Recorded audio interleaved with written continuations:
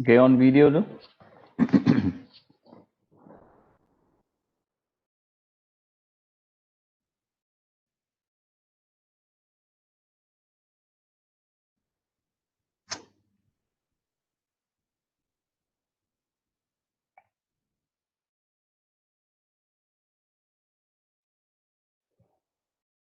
Sihat doktor? Bagus, Alhamdulillah. Ya, Mana yang lain ni? sihat doktor. Dah cakap dah tadi. Macam mana?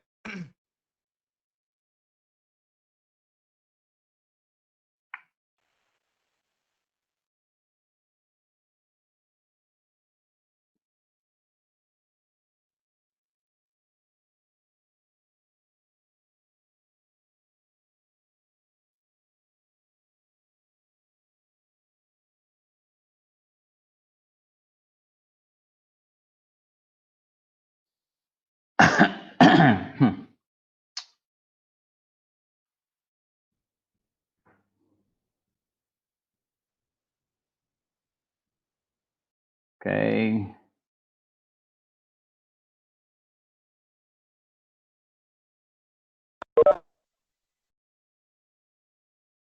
Macam mana PKP di tempat awak?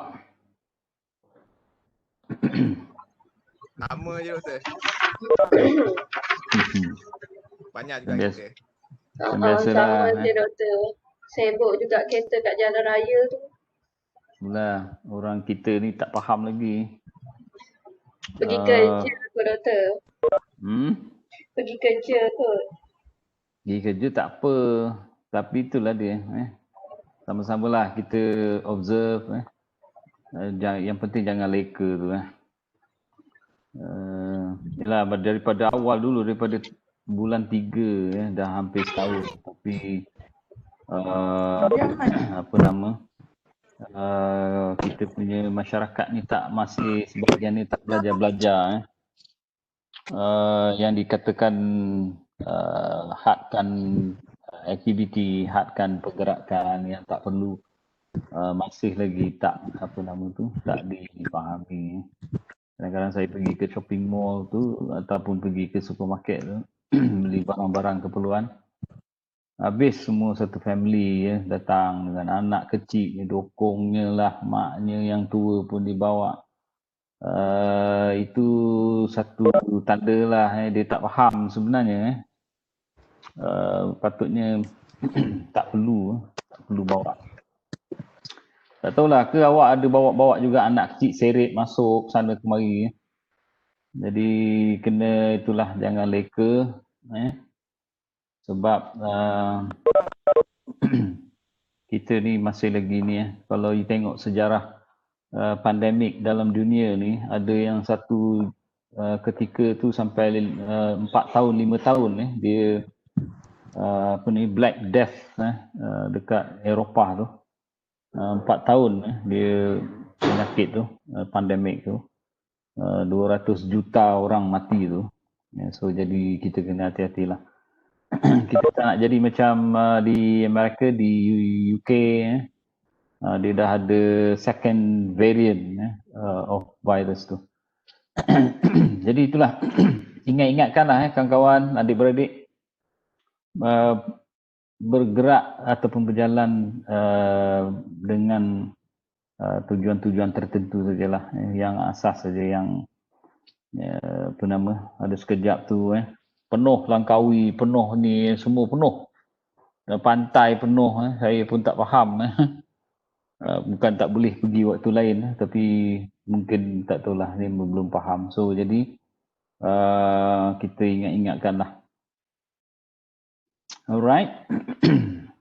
So itu sedikitlah peringatan untuk kita sama-sama supaya jaga, jangan sampai leka. Kita ni kadang-kadang leka, tak faham dan lupa, itu yang kadang-kadang jadi masalah. Okay, last kat sampai mana kita? Cuba recall sikit sampai mana kita.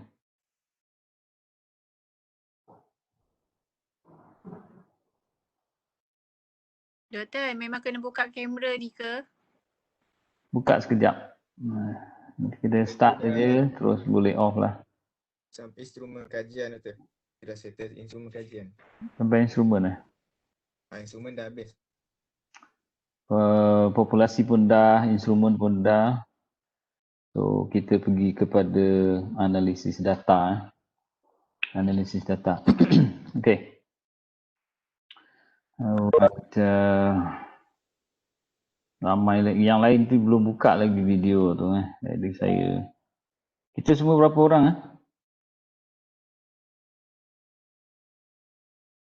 19. 19. 19 doktor. Okey, ada lagi ni yang belum masuk ni. Attendance ni saya ambil daripada sinilah. Siapa yang ada kat sini.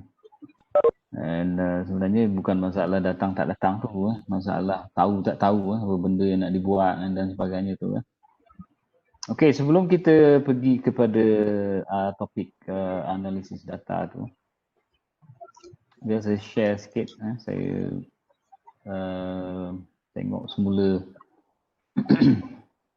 panduan tugasan tu.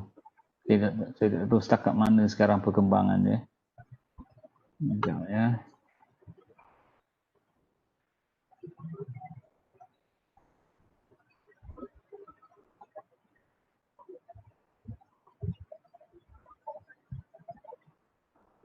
Okey, ni panduan tugasan kita yang perlu diselesaikan. Macam mana setakat ni tugasan ni?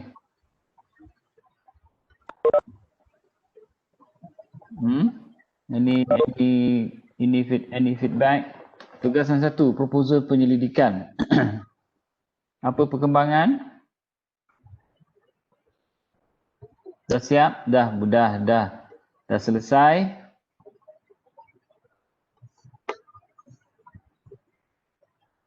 Okay, ni boleh off lah kamera kalau dia punya heavy sangat.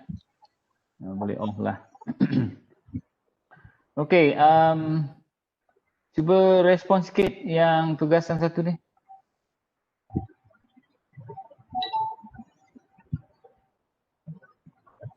Tugasan 1 ni bila kena hantar Doktor?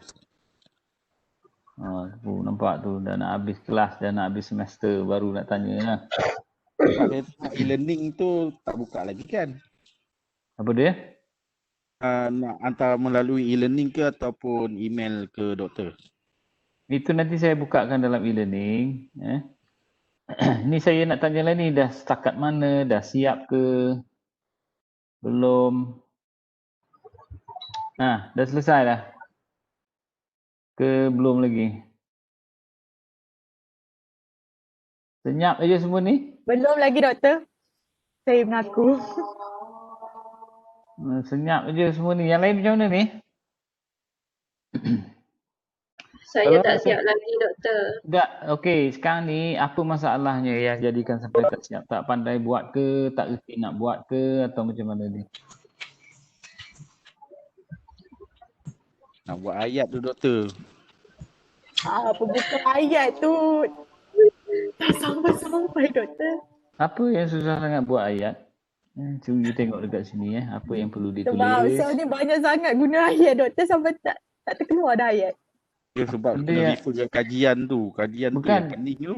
Contoh saya bagikan tu. Sekejap. Tengok tak contoh tu? Tengok Doktor. Ada Doktor, saya tengok. Apa tu? Dah tengok. Dah jam dah kepala Doktor. Apa sebab boleh jamnya? Banyak sangat benda nak menulis, berfikir. Sam ni banyak sangat benda yang nak kena. Itu saya tak boleh nak tolong lah. Itu saya pun tak boleh nak tolong lah. Kalau saya. Tapi kita orang cubalah Doktor. Ya, yang itu saya tak boleh nak sebut lah. Tak boleh nak tolong sebab subjek. Apa dia? Kita orang punya, sebab tu tanya doktor tadi, macam Izzuan tanya bila last yang boleh submit, sebab ada assignment yang dah kena start submit, so kita orang tengah kejar masa yang mana yang nak submit dulu. Macam tu. Sekarang ni, okey, saya tak tahulah macam mana cara you buat kerja lah sebab sekarang ni sambil kerja, sambil belajar Saya akui lah tu memang satu cabaran yang besar Tapi sepatutnya you dah ready benda tu sebab you akan menghadapi cabaran dari segi pengurusan masa Jadi mau tak mau memang pun. Kalau saya sebut tentang tugasan ni sekejap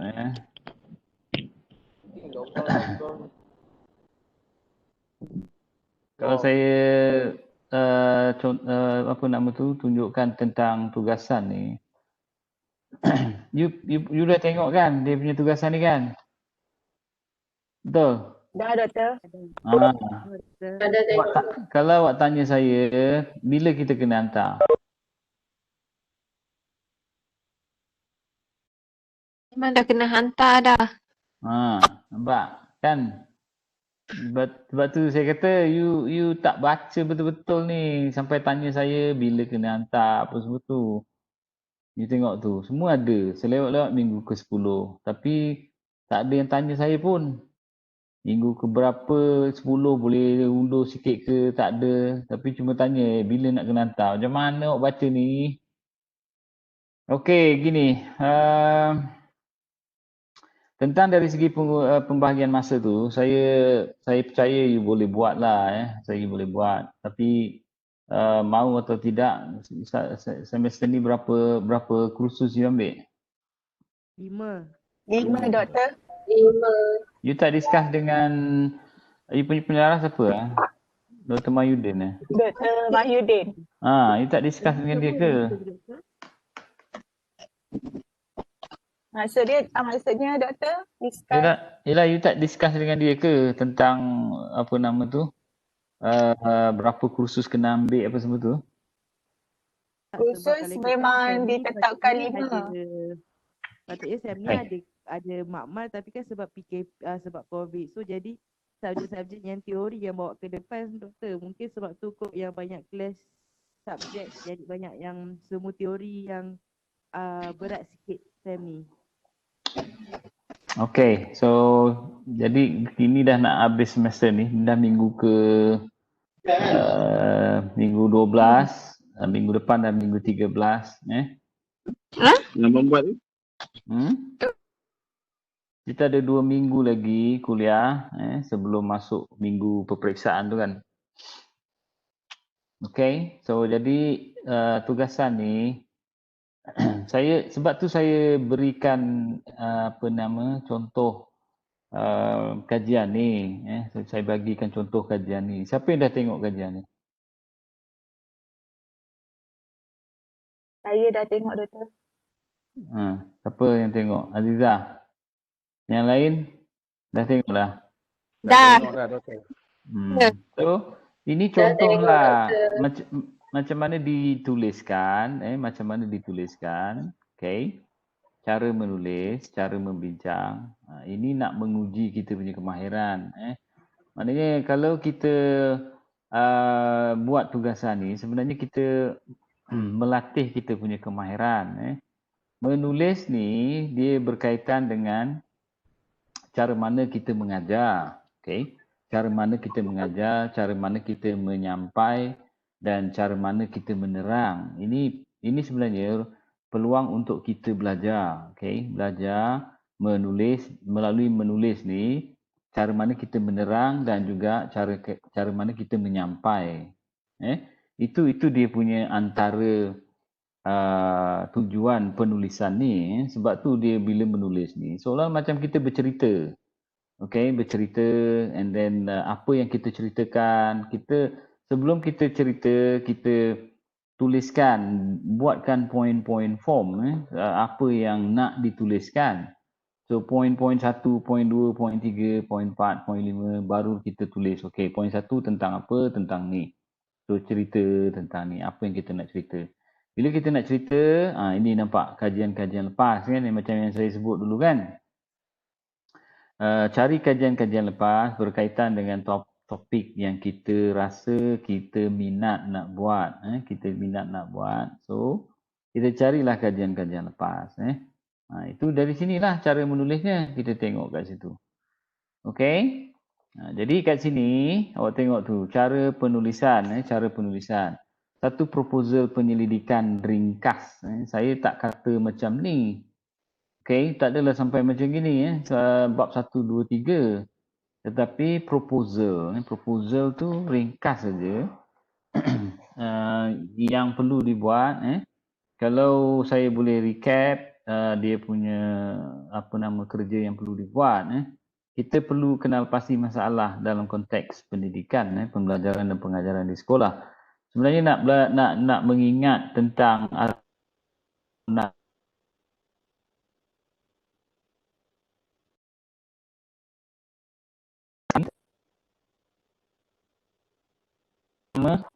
mengingat semasa kita belajar dulu apa permasalahan yang dihadapi sama ada oleh guru ataupun oleh pelajar.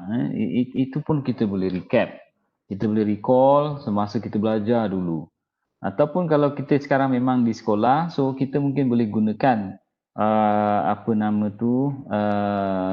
pengalaman kita semasa berada di sekolah mengajar dan permasalahan yang kita hadapi semasa mengajar. So itu yang dikatakan konteks pendidikan sebenarnya sangat luas. Macam-macam kita boleh explore. Bila kita dah identify, katalah kita berminat berkenaan dengan kemahiran mengajar guru,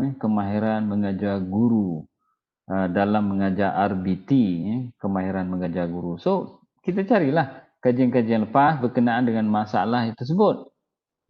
Masalah tersebut. Maknanya saya cuma bagi kata 10 kajian lepas. Sekurang-kurangnya 10 kajian lepas. Kalau lagi banyak lagi baik. Jadi kata-kata kita nak melihat ataupun berminat untuk study tentang kemahiran mengajar guru dalam mata pelajaran RBT. So dia bercerita tentang dua benda. Satu, kemahiran mengajar. Yang kedua, mengajar apa? RBT. So, kita carilah kajian-kajian lepas yang mengkaji tentang kemahiran mengajar guru. Okay, kemahiran mengajar guru. RBT mungkin subjeknya baru ke apa ke kan? Baru dilaksanakan. So, mungkin agak kurang. Adalah kajian-kajian sedikit berkenaan dengan RBT itu. Cari kat situ. At least sekurang-kurangnya 10 kajian lepas. Lepas tu dah dapat, pastikan dapatan kajian yang didapat tu diteroka dalam lingkungan 7 tahun terakhir. Kita cadang 7 tahun terakhir lah. Kalau tak mampu nak cari 7 tahun terakhir, you boleh cari. Tak kisahlah beberapa tahun pun tak apa. Untuk mendapatkan sekurang-kurangnya 10 kajian lepas.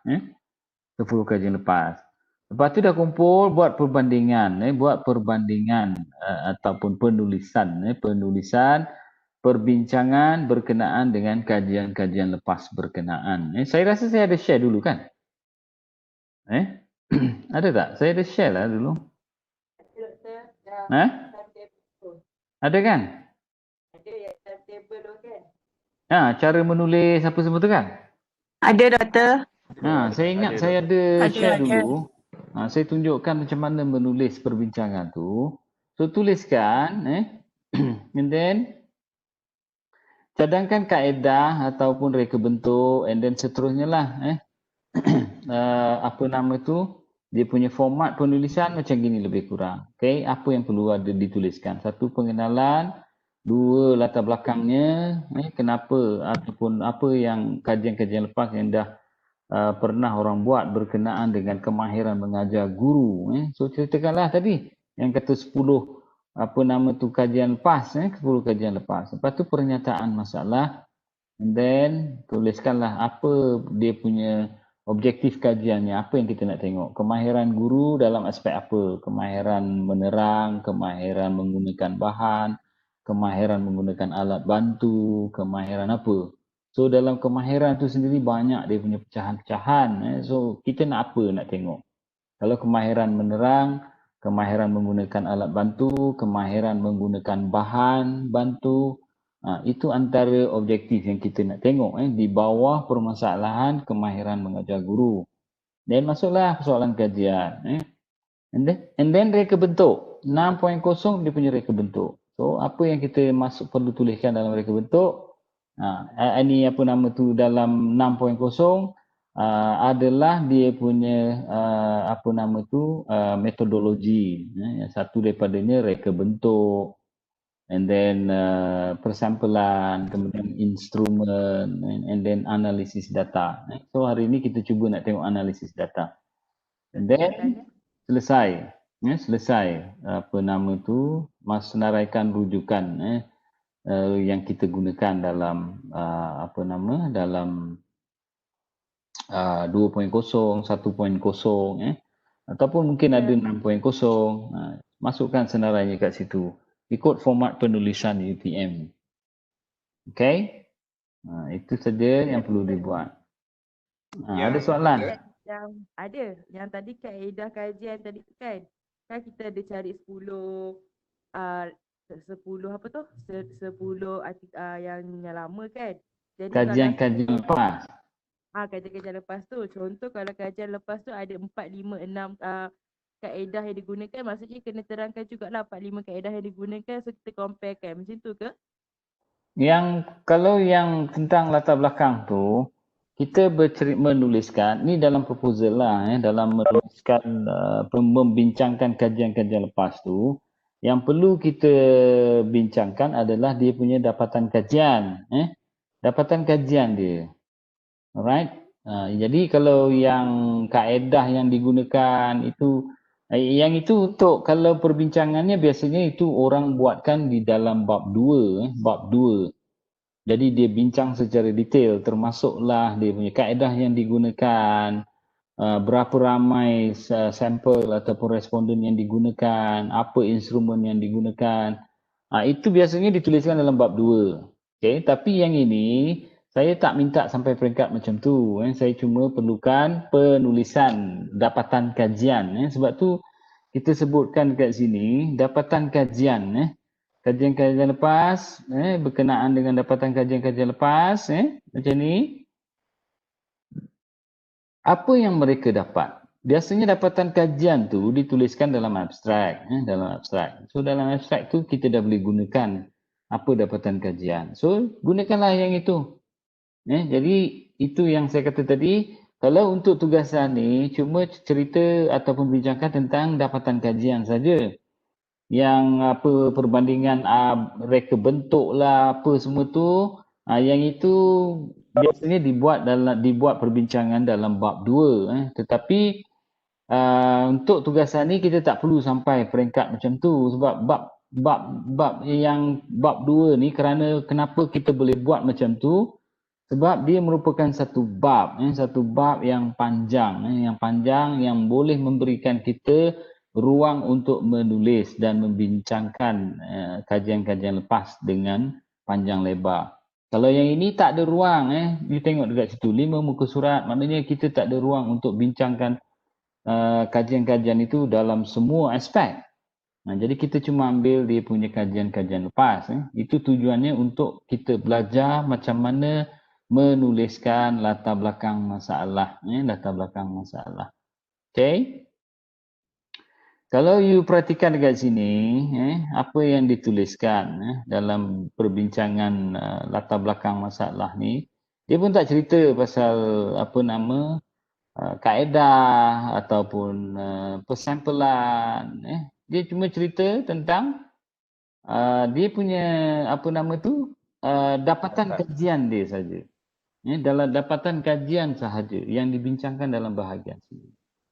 Okay? Itu yang kita maksudkanlah. Boleh macam tu ya? Boleh. Okay, and then selesai yang ini. So macam mana ni?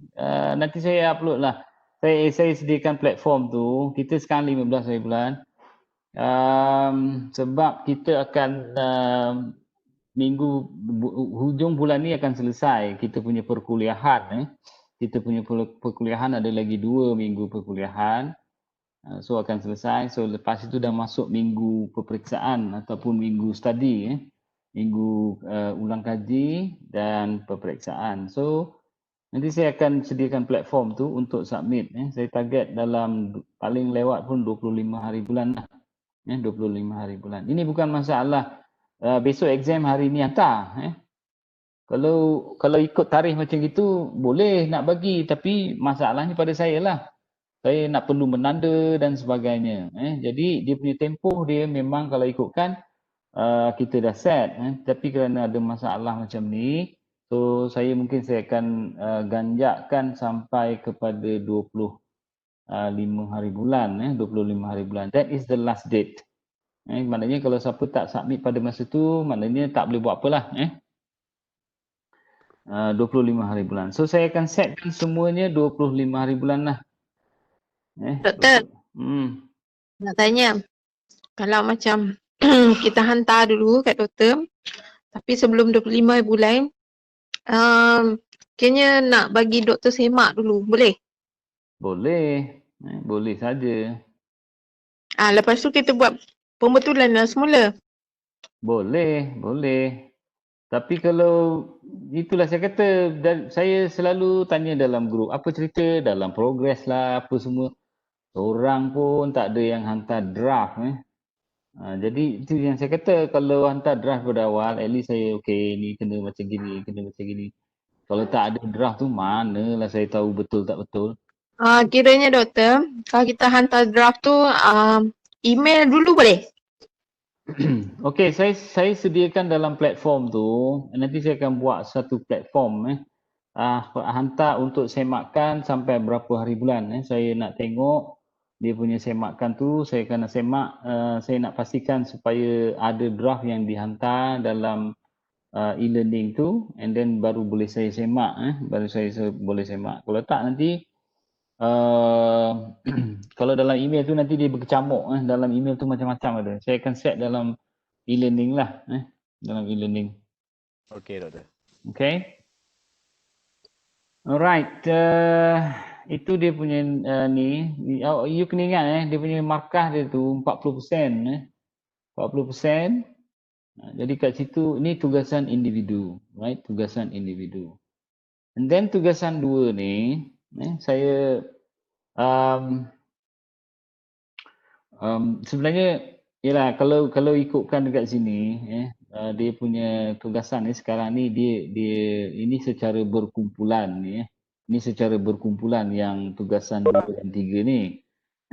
Sebab yang perdana dia dibuat secara kumpulan, yang perlu dibuat dalam tugasan 2 ni adalah laporan analisis data simulasi. Malam ni saya cuba share tentang instrumen tu. Instrumen tu pun kelas yang lepas kita dah discuss tentang instrumen, macam mana kita nak buat. Jadi malam ni saya cuba highlight lagi, buat data simulasi ringkas, untuk kedua-dua jenis data, iaitu data kuantitatif dan juga data kualitatif. Data kualitatif. So ada dua kat sini. And then kena bentuk kumpulan lah. Kita ada 19. And dalam 19 tu mungkin bagikan kepada, jangan ramai sangat lah. Bagi 2 saja sudah. Satu kumpulan 2 orang. And mungkin satu kumpulan yang ada 3 orang. 3 orang. Sebab kita ada 19 orang.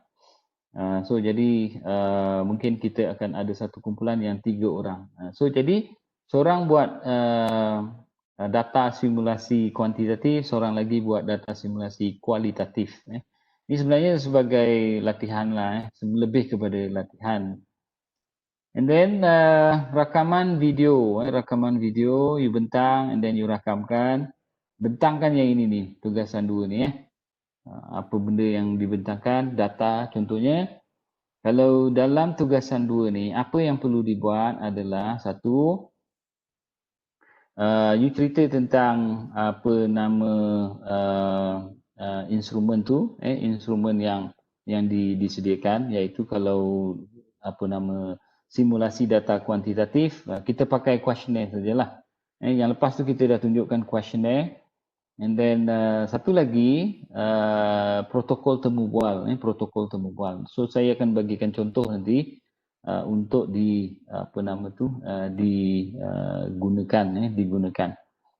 So jadi apa yang perlu dibuat kat situ ialah you gunakan soal selidik tu ataupun dan juga protokol temu bual, kumpul data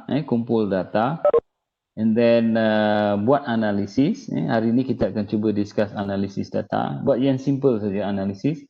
And then selepas analisis itu you buatkan dia punya rumusan apa yang you dapati daripada data ataupun analisis data tersebut. Itu sajalah yang you perlu buat. And then you bentangkan you punya analisis data tersebut. Pertama you bentang slide yang pertama dia punya instrumen, slide yang kedua dia punya analisis datanya, slide yang ketiga dia punya rumusan. So ada 3 slide lah. Preparekan 3 slide and then so ini pun samalah, dia ada dua ni ya. Yang ini satu data analisis data kuantitatif dan analisis data kualitatif. Yang ini pun sama. Rakaman video pembentangan kuantitatif dan juga video pembentangan kualitatif. Macam itulah. Saya nak tanya, Ya. kan yang untuk tugasan kedua ni kan kita kena dapatkan data kan. Jadi soalan yang kita kena create soalan kan baru kita boleh dapat data yang kita perlukan. Ke boleh? Betul. Lepas tu soalan saya, soalan yang doktor nak minimum dengan maksimum berapa banyak doktor? Berkaitan dengan kita pilih. Sekarang ni saya dah dalam keadaan macam ni, dia dah tak boleh nak cerita minimum maksimum dah. Ni cerita you buat ada. Ni tak cerita pasal persoalan yang dikemukakan tu tentang apa. Itu tak cerita dah. Ini dah tak ada cerita apa. Apa saja boleh. Apa saja boleh. Walaupun tidak ada kaitan dengan tugasan proposal yang pertama. Tak apalah. Kalau ikutkan tu sebenarnya dia kait dengan tugasan 1. Tapi yang ini okeylah, buat simulasi. Apa saja soal selidik yang you dapat,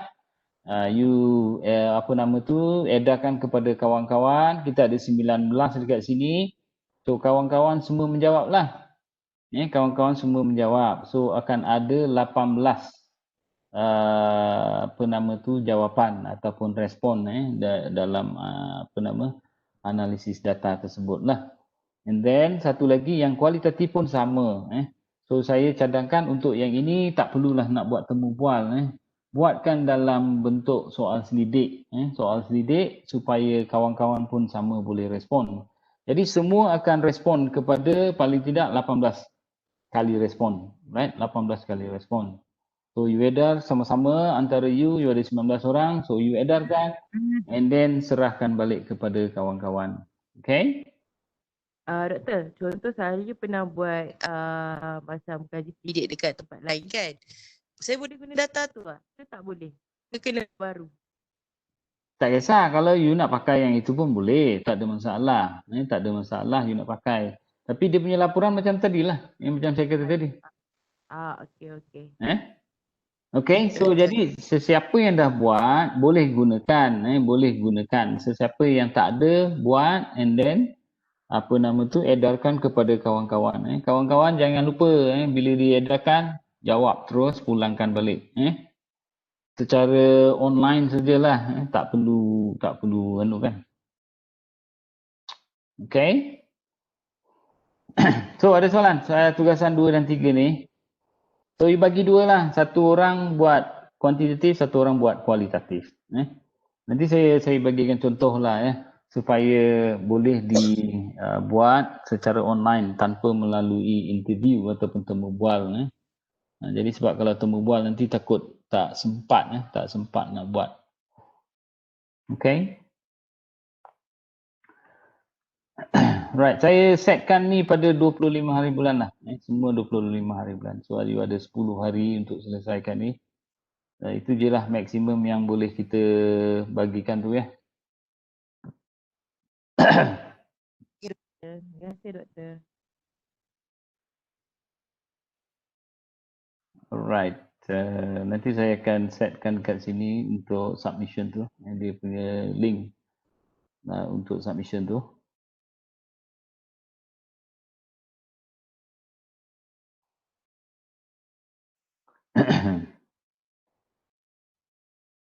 Okey, ni analisis data ni, analisis data. Yang lepas tu kita dah tengok tentang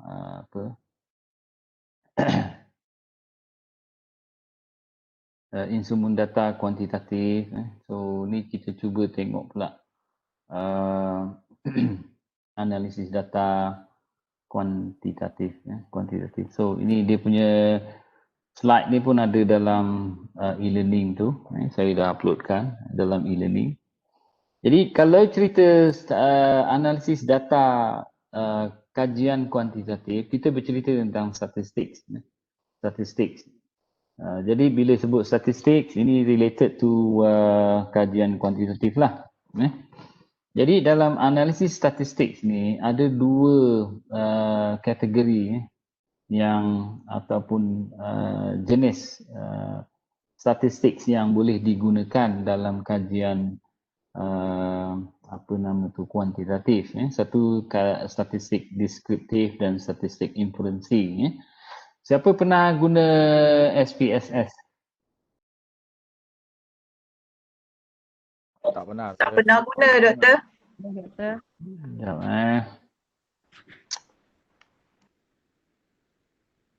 Saya bagi contoh lah ya. Ataupun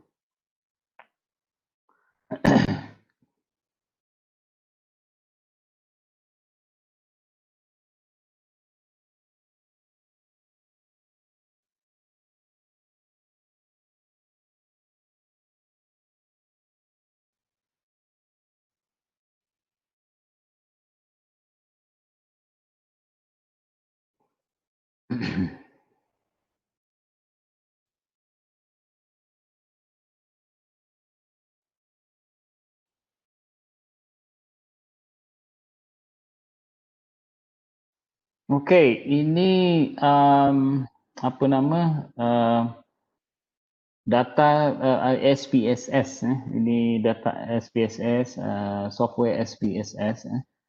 Jadi kalau you buka ni, you buka kepada UTM punya website, buka kepada UTM punya website, and then kalau saya tak silap software, dia ada CICT punya website. Nanti saya share lah kalau saya dapat yang alamat yang sebenarnya, nanti saya cuba share. Di situ nanti you boleh tengok software yang boleh di-download. Yang boleh di-download. Salah satunya adalah SPSS. Jadi bila kita nak melaksanakan analisis data kuantitatif ini,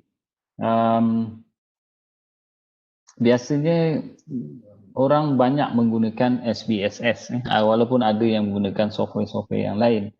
Tetapi SPSS ni yang paling biasa digunakan dalam kajian yang menggunakan analisis statistik kajian kuantitatif. So jadi bila you buka saja SPSS ni, you akan jumpa page yang macam ni. Page yang macam ni. So dekat bawah sini dia ada dua jenis view. Dua jenis view. Satu data view, satu lagi variable view. Variable view ni page yang membolehkan kita memberikan label ataupun menamakan kita punya variable. Kita punya variable. Jadi dekat sinilah kita buat. Katakanlah ni contohnya keperluan. Okay. Ni saya ambil contoh daripada saya punya survey. Jadi kalau kat sini katalah variabelnya keperluan. Lepas tu variabel kedua tentang semasa ataupun ini variabel yang berkaitan dengan perkara-perkara ataupun isu yang ingin kita study ataupun ingin kita explore. Dan ada satu lagi iaitu variabel berkaitan dengan demografi, iaitu yang sini biasanya ada yang letak di atas, tapi yang saya punya ni diletak di bahagian akhir, iaitu nombor 15 jantina, nombor 16 ni institusi. Ini apa nama item-item yang kita susun, item-item yang kita susun untuk diberikan respon, untuk diberikan respon oleh kita punya responden. Jadi ini dia punya variable. So kita namakan semua variable kita dekat sini. Okay, kita namakan kita punya variable dekat sini supaya kita tahu apa yang kita dah dapat. Jadi bila kita pergi data view, nampak dia keluar kat situ lah. Okay. Ini nama-nama variable yang kita dah letakkan tadi ya. Tadi keperluan. Ini yang pertama dia punya itemnya keperluan. Kemudian yang kedua semasa. Yang ketiga jangka masa, bidang, kedoktoran, pekerjaan, graduan dan sebagainya lah. So dia akan keluar lah kat situ. Okay, dia akan keluar kat situ. Ini dia punya survey dia.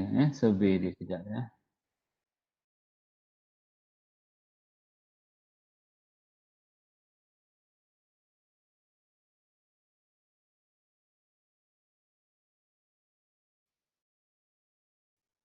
Ini soal selidik yang kita sediakan,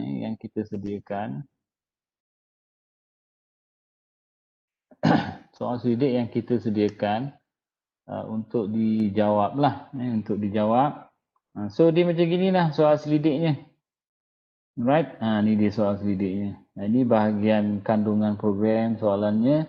Item pilihannya 3 saja. Ya, tidak berkenaan. Ya, tidak berkenaan. Ini responsesnya lah. Jadi bila kita nak buat soal selidik, bagi siapa yang dah buat, siapa yang belum buat tu nanti tengoklah. Jadi soal selidiknya lebih kurang macam inilah, bergantung kepada kita. Yang kita bincang yang lepas tu, ada yang setuju, tak setuju, sangat setuju, sangat tak setuju, sangat setuju dan sebagainya tu, itu skala 5 mata ataupun 7 mata ataupun 3 mata ataupun 4 mata, itu terserah kepada kita macam mana kita nak susun. Tapi saya cadangkan untuk dalam waktu yang singkat ni prepare sajalah, buatlah soal-soal item-item yang macam ni. Jawapannya pun pendek-pendek. Soalannya tak kisahlah tentang apa pun. Yang penting senarai soalan. Kalau saya boleh kata 10, okeylah 10. 10 cukuplah untuk nak buat exercise untuk bagaimana menyediakan soal selidik dan juga membuat analisis daripada soal selidik. Kemudian yang untuk kualitatif tu, okay, buatkan soalan-soalan yang macam ni, dalam bentuk terbuka macam ni, okay. So kawan-kawan nanti akan isi dia punya ni, dia punya komen dia. Mungkin you tanya tentang apa sekarang pembelajaran online, pembelajaran online. So you tulislah apa yang you nak tahu pembelajaran online. Okay, you tulis kat sini. Bagaimana anda, contohnya lah yang you tanya tu, bagaimana anda melaksanakan ataupun mengikuti pembelajaran online. So dia akan ceritalah, dia cerita. Bagilah 2-3 item untuk dijawab, untuk dijawab. Okay. Itu untuk yang kualitatif. Tapi yang kualitatif ni kita tak boleh nak guna SPSS. Dia macam-macam lah. Ada orang guna NVivo, ada orang guna manual. Bergantung kepada kita punya keselesaan. Bergantung kepada kita punya keselesaan. Kalau kita pandai guna NVivo, so kita pakai NVivo lah. So jadi nanti bila dia berikan komen, dia tuliskan komen kat situ, nanti kita tinggal type in, Itu nanti kita bincang tentang analisis data kualitatif.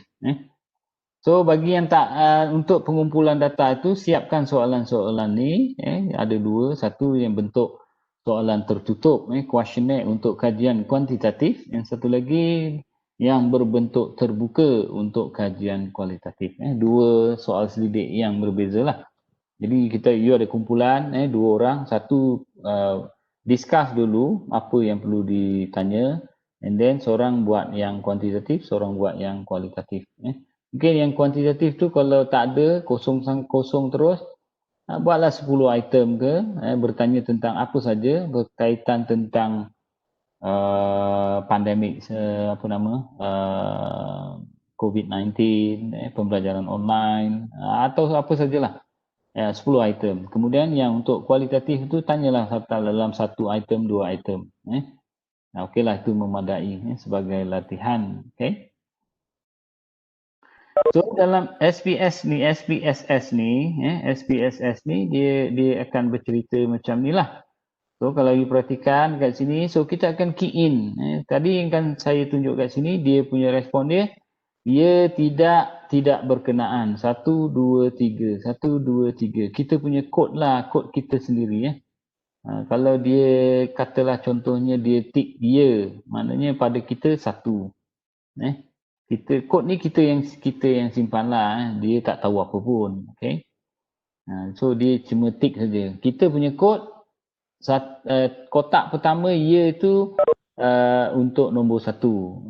Yang nombor 2 tu kotak nombor 2 untuk nombor 2 dan yang ketiga nombor 3. So kita tengok kat situ saja. Kalau dia tick nombor 1, kita tulis itu 1.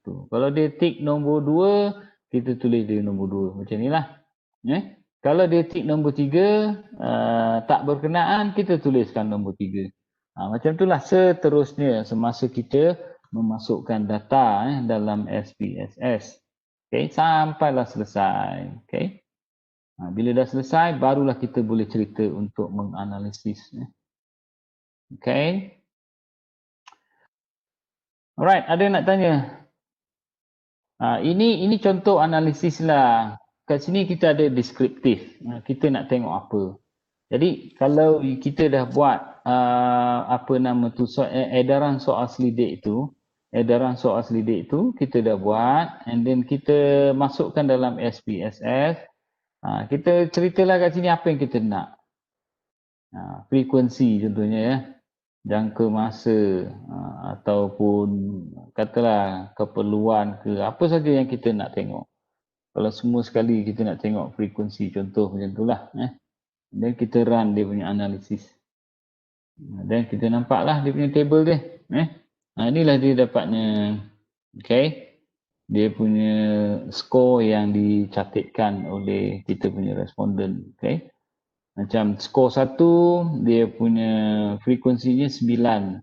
Daripada 9 orang, 9 semua sekali menandakan bersetuju iaitu ya. Dia menyatakan ya kepada item bidang tersebut. Kemudian untuk yang kedoktoran, 8 orang iaitu 88.9% ataupun 89% mengatakan ya kepada kesesuaian bidang kedoktoran. Manakala hanya seorang saja ataupun 11% yang menyatakan tidak berkenaan dalam konteks dia sendirilah. Dan seterusnya lah, inilah dia contoh analisis deskriptif yang boleh kita buat. Kemudian dalam hal analisis lainnya, kita boleh buat macam-macam. Ini dah mula kepada yang tadi yang saya sebutlah. Analisis statistik inferensi. Dia cerita macam inilah. Inferensi, itu dia punya contoh. Katakanlah you dah mula nak tengok means. Compare mean ataupun nak tengok t-test ataupun nak buat analisis ANOVA. Ini contoh-contoh analisis inferential ataupun inferensi. Ini kita sebut macam ni lah. Jadi you boleh buat macam-macam. Nak tengok apa? Means. Nanti dia adalah apa yang ditanya. Dependent dengan independent. Ingat tak? Variable. Ada 2 jenis variable iaitu variable dependent variable dan variable bersandar. Dan satu lagi variable tidak bersandar, independent variable. Inilah dia. Katakanlah nak tengok apa. Contohnya jantina ataupun institusi. Institusi itu independent. Kemudian kedoktoran ini dependent. So you tengoklah macam mana you nak tengok. Macam tu. Okay. Dapatlah tu. Dia punya skor dia. Alright. Kedoktoran dikaitkan dengan institusi. Institusi 1, institusi 2, institusi 3, institusi 4. So ini yang saya kata kalau you dah mula buat nanti gunakan SPSS. So secara perlahan-lahan nanti you nampak lah. Sebab tu saya kata jangan banyak-banyak lah, 10 item pun cukup lah memadai. 10 item. Alright, itu cara kita buat ataupun analisis data kuantitatif. Kuantitatif. Ini cerita dia lah. Nanti kalau katakanlah macam ni katakanlah dia punya output ni, katakan kita nak copy, kita nak masukkan dalam kita punya PowerPoint. Contohnya dalam PowerPoint kita nak masukkan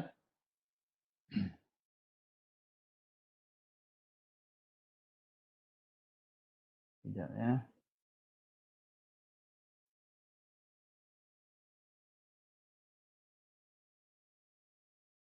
Okey, katakanlah nak masukkan dalam PowerPoint. Tadi kita ini cara macam mana lah macam mana SPS digunakan tu. Katakanlah kita dah ni, kita nak copy yang ini, nak laporkan dalam kita punya pembentangan simulasi data. Copy itu, right hand click macam biasa, and then kita paste kat sini. Dia dah jadi kat sinilah dia punya laporan data tu.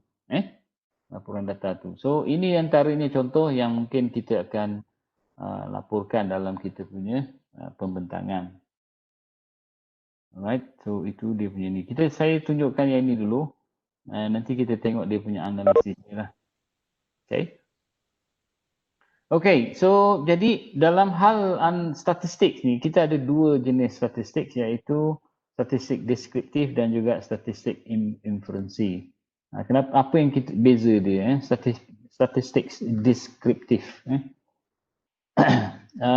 Kalau kita perhatikan dekat sini, melibatkan penjadualan dan penerangan kumpulan data, maknanya secara umum saja. Ini antara contoh analisis yang digunakan untuk analisis data deskriptif. Contoh melihat kekerapan dia punya frekuensi, ataupun kita nak tengok dari segi peratus yang kita kata daripada responses yang diberikan oleh kita punya responden. Kita nak tengok peratusan, ataupun kita nak tengok kekerapan, ataupun kita nak tengok apa mean, ukuran mean dan sebagainya. So kalau tadi saya kata macam mean, okey, macam mana kita nak tengok mean itu dalam erti kata deskriptif ataupun inferential. Kalau hanya nak tengok mean, berapa skor mean saja, maknanya itu bersifat deskriptif. Tetapi kalau kita gunakan skor mean itu untuk melihat perkaitan, dah bercerita perkaitan ataupun pengaruh ataupun perbezaan, kalau kita gunakan skor mean itu untuk melihat perkaitan, then kita dah mula bercerita tentang analisis data yang bersifat inferensi. Itu beza dia. Tapi kalau kita hanya gunakan mean saja, skor mean saja, contohnya kalau skor, katalah skor tu dikata macam ni lah ya.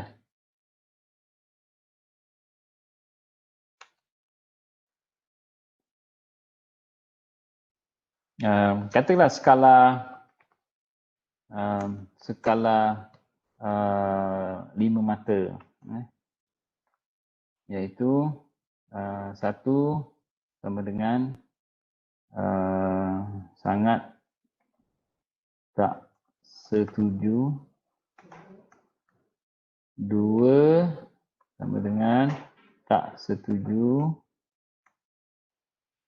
3 sama dengan kurang setuju, 4 sama dengan setuju, dan 5 sama dengan sangat setuju. Katalah kita gunakan soal selidik itu, kita gunakan skala 5 mata ni. Jadi bila kita buat analisis, kita masukkan data tu dalam SPSS, katalah kita nak tengok daripada respon yang diberikan. Orang ada yang tulis, ada yang tik nombor 2, ada tik nombor 3, ada tik nombor 4, ada tik nombor 1, ada tik nombor 5. Ikutlah dia rasa pada responden tu dia fikir apa jawapannya kan. So dia pilih. Jadi bila kita masukkan dalam SPSS, so kita akan membuat analisis dari segi mencari mean kepada responses. Jadi katakanlah ada 18 orang yang menjawab kita punya soal selidik tu. Daripada 18 orang itu kita cari dia punya mean. Mean ni namanya titik tengah, titik tengah. Jadi daripada 18 orang ada yang jawab 1, ada yang jawab 2, ada yang jawab 5, ada yang jawab 4, ada yang tick 3, macam-macam lah. Jadi kita nak kirakan semua sekali total dia, and then kita cari dia punya titik tengah. Itu mean lah. Itu namanya mean. Jadi daripada mean tu, contohnya katakanlah daripada skala 1 sampai 5 tu, kita buat analisis dapatlah mean macam ni, 3.45. Contohnya mean tu kita dapat macam tu ya. 3.45. Dapatlah meannya 3.45. Inilah yang saya kata, kalau kita hanya mencari mean macam ni, skor kepada titik tengah responses yang dijawab oleh kita punya responden, so itu masih lagi dalam kategori analisis statistik deskriptif. Tetapi kalau kita gunakan 3.45 ni, skor 3.45 ni untuk ni 3.45 ni untuk mencari contohnya perbezaan, mengukur perbezaan, satu, kemudian mengukur perkaitan, dua, ataupun korelasi, ataupun pengaruh. Okey. Ini bila kita gunakan skor mean itu untuk mencari perbezaan ataupun mencari perkaitan ataupun korelasi ataupun mencari nilai pengaruh kepada variabel tu, itu dah mula masuk kepada analisis inferensi, analisis inferensi. So jadi untuk latihan ni setakat ni saja dululah sampai peringkat peratus, sampai frekuensi, cukuplah memadai kekerapan dan juga peratusan. Okay, so itu dia punya analisis dia. Jadi kalau dia kata kecenderungan memusat, dia kata mean, ada lagi dua jenis kecenderungan memusat, mean, mode, median. Saya rasa you biasa dengar kan? Mean, mode, median. Mode ni adalah angka yang paling kerap. Okay, angka yang paling kerap. Kalau you tengok kat sini, 1, 2, 3, mode dia apa? 3. Angka yang paling kerap lah. Okay, dia still titik tengah.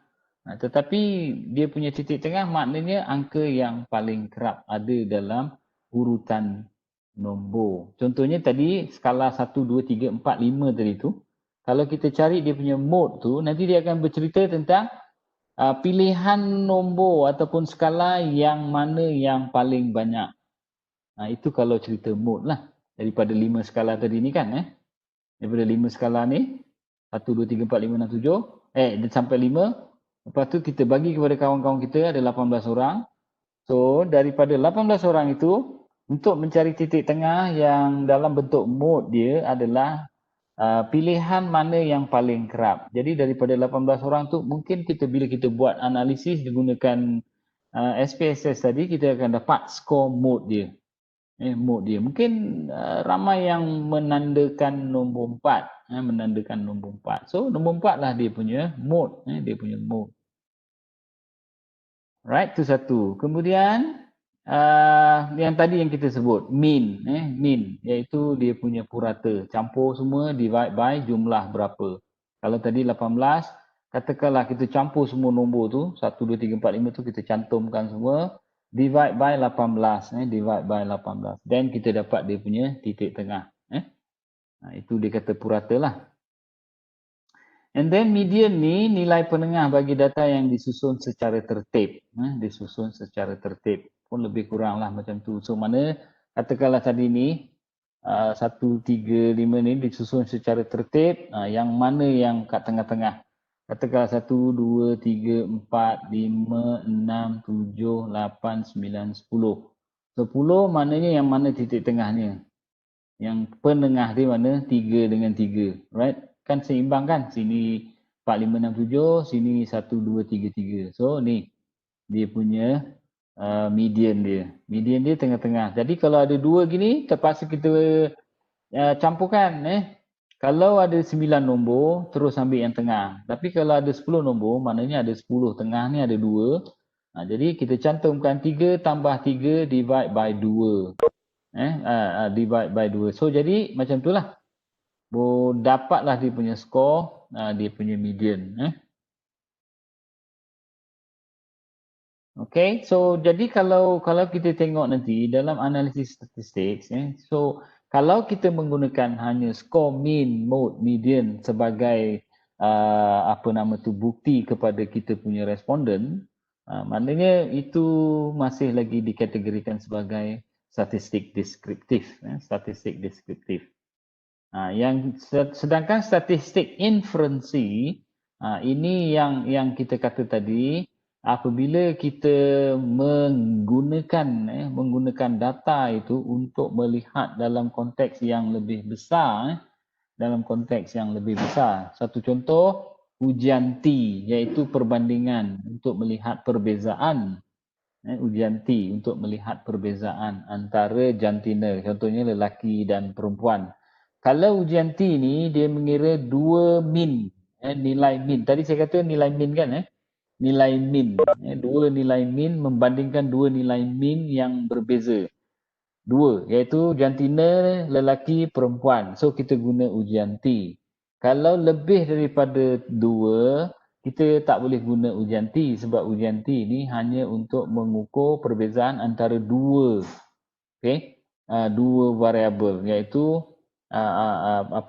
jantina, lelaki ataupun perempuan. Tetapi kalau kita ada lebih selain daripada jantina, kita nak ukur dari segi pencapaian. So dah ada dekat situ dah ada 3 lebih daripada 1. And then dalam pencapaian itu juga pun ada pecahannya lagi. Alright, ada pecahannya lagi. Sini tadi jantina sudah ada 2.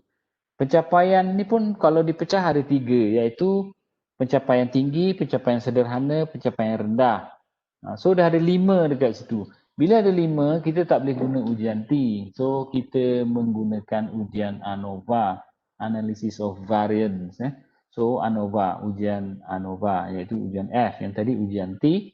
Ingat tu ya, ujian T hanya untuk melihat perbezaan antara dua min, dua nilai min. Okay.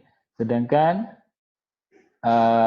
ujian F ataupun ANOVA ini untuk melihat lebih daripada 2 nilai min. So lebih saja daripada 2, so kita guna ANOVA. Right? Ada satu lagi iaitu ujian korelasi, melihat perhubungan antara A dan B.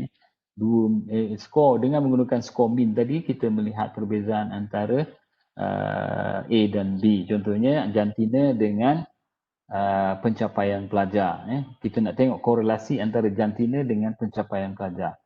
Alright, ujian korelasi.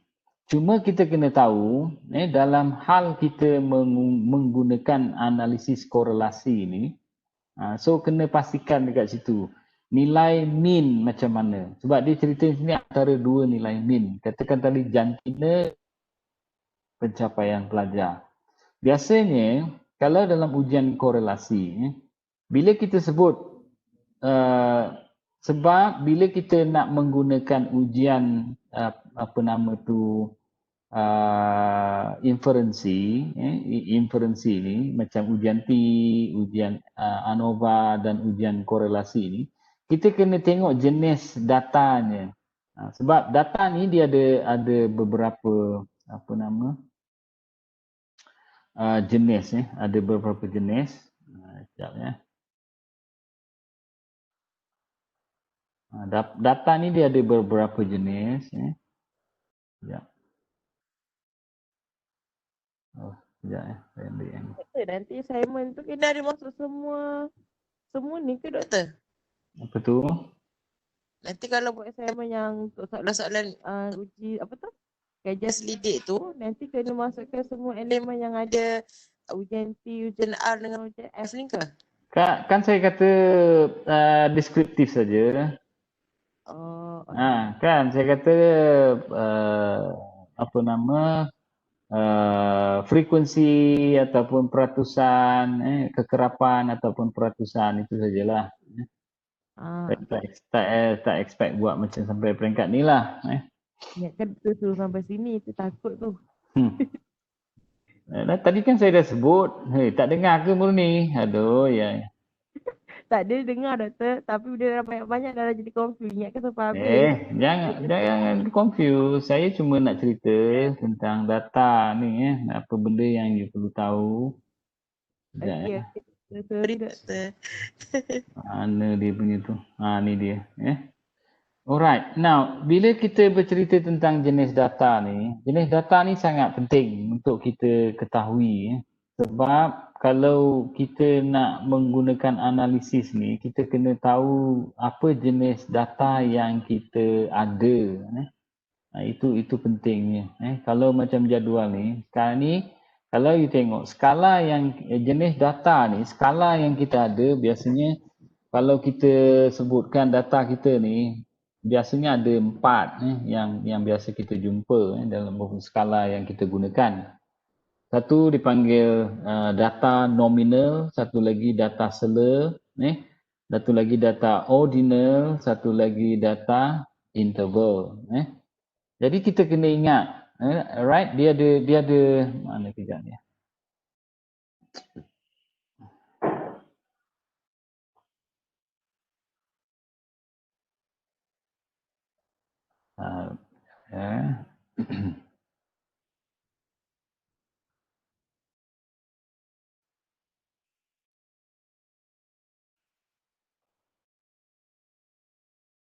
Mana pergi? Alright, saya sambung kat sini. Ada dalam slide tu, tapi saya tak ingat yang mana satu ni. Jadi dia ada 4 jenis data, iaitu yang pertama data nominal. Nominal. Kalau saya boleh tulis kat sini, data tu dia ada apa nama? Ada 4 jenis data. Okay. Satu nominal, ordinal, and then ratio dan juga interval. Right? So jadi kalau you perhatikan kat sini, ini jenis data. Nanti tolong semak yang ini data ni jenis-jenis data. Saya cerita secara umum. Ini nanti you baca lebih lanjut ya. Kalau jenis data kita, contohnya macam jantina tadi ya. Jantina. Just a number, jantina untuk membezakan antara lelaki dan perempuan. Datanya yang kalau saya tunjukkan dalam SPSS tadi, 1 dan 2. 1 untuk perempuan, 2 untuk laki-laki. Jadi kalau katakanlah jenis data kita itu jenis nominal macam tu. Dia ada jenis analisis statistik yang sesuai yang kita boleh gunakan. Kita tak boleh gunakan segala macam analisis statistik tanpa mengambil kira jenis data kita. Okay? Tanpa mengambil kira jenis data kita. Jadi kita kena tengok data kita. Kalau data kita nominal, contohnya tadi kita nak melihat perkaitan antara jantina dengan pencapaian. Jantina dengan pencapaian, kita dah tahu satu daripada variabelnya mempunyai jenis data nominal. Okay, nominal. Sedangkan kalau yang pencapaian satu lagi mungkin ordinal. Alright, ada 2 jenis ordinal iaitu tinggi, sederhana, rendah. So kita order rankingkan. Jadi kita kena tahu kalau jenis data yang macam tu maknanya ada jenis statistik yang sesuai yang boleh digunakan. Bukan semua jenis analisis statistik. Tapi kalau you masukkan dalam SPSS tu, data tu, you run dia punya analisis, dia keluar pun dia punya skor tu dia keluar. Tapi keluar skor tu yang tidak bermakna yang tak ada makna sebab menggunakan data analisis statistik yang salah, analisis statistik yang salah. So kalau balik kepada yang kita sebutkan tadi, Sekejap ya.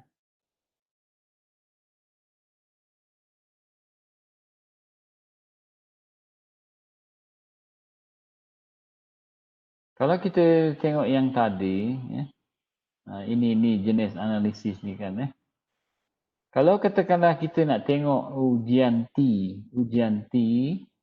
ini you kena pastikan bahawa data-data yang digunakan ataupun data yang kita ada, jenis data itu merupakan data-data yang bersifat paling tidak ratio ataupun interval.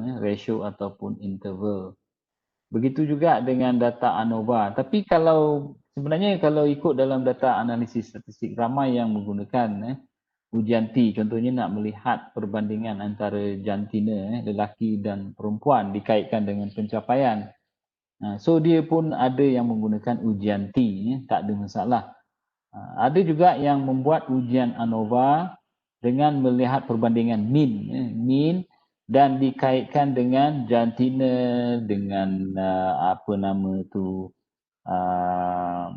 pencapaian, dikaitkan dengan status sosioekonomi, maknanya apa yang ada dalam demografi kita punya responden, So ada yang gunakan ANOVA. Begitu juga dengan ujian korelasi. Jadi ujian korelasi ini pun sama. Jadi kalau kita nak tengok perkaitan antara jantina dengan pencapaian, kita nak tengok ada tak korelasi perkaitan, perempuan lebih baik ke atau lelaki lebih baik ke dari segi pencapaian. So kita nak tengok ada tak perkaitan dekat situ. Jadi ada dua yang kita boleh fikirkan. Kalau kita mempunyai jenis data yang bercampur macam tu, ujian korelasi yang boleh kita pertimbangkan ada dua. Satu korelasi Pearson, satu lagi korelasi Spearman. Kalau kita nak tengok jantina dengan pencapaian, maknanya ini yang nominal. So biasanya kita akan cadangkan menggunakan analisis statistik Spearman. Sedangkan kalau yang bersifat ordinal, biasanya kita akan cadangkan menggunakan korelasi Pearson. So itu sajalah beza dia. Tengok jenis data, kalau ordinal ataupun nominal. Kalau nominal biasanya kita mencadangkan menggunakan Spearman kerana jenis data yang ada, yang apa yang kita nak buat analisis tu.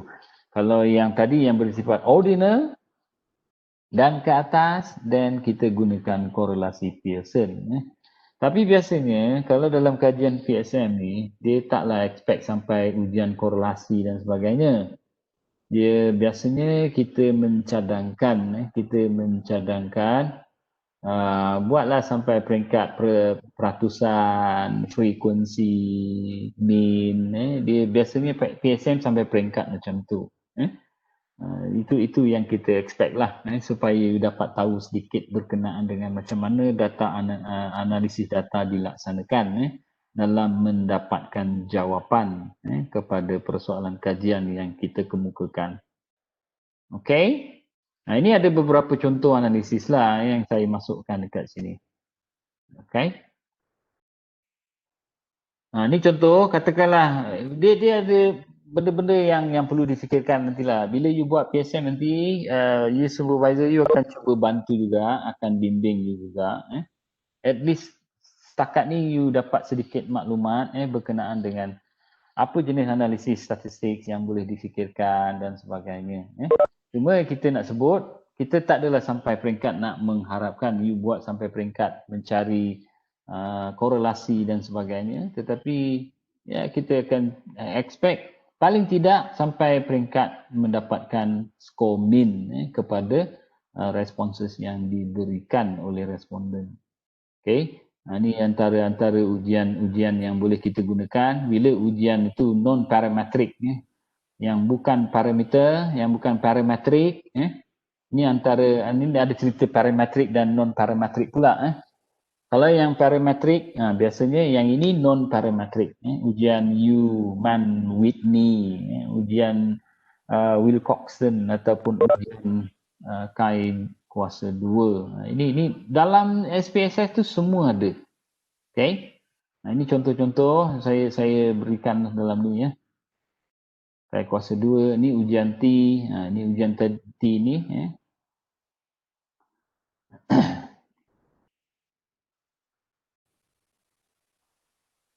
Okay. Yang tadi yang saya sebut, nak melihat perbezaan antara lelaki dan perempuan. Macam mana kita menggunakan ujian T. Ujian T. Ada T.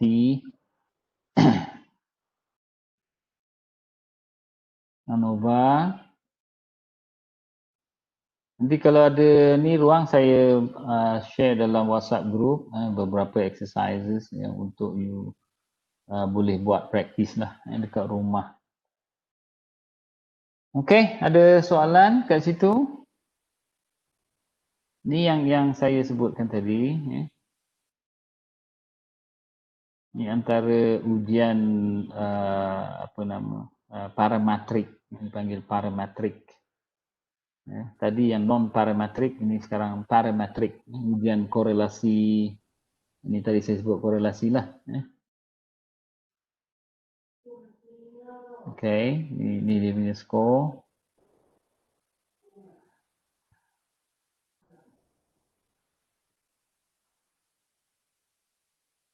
Nah, ni yang dia kata tadi, nisbah dan sela, interval dan ratio.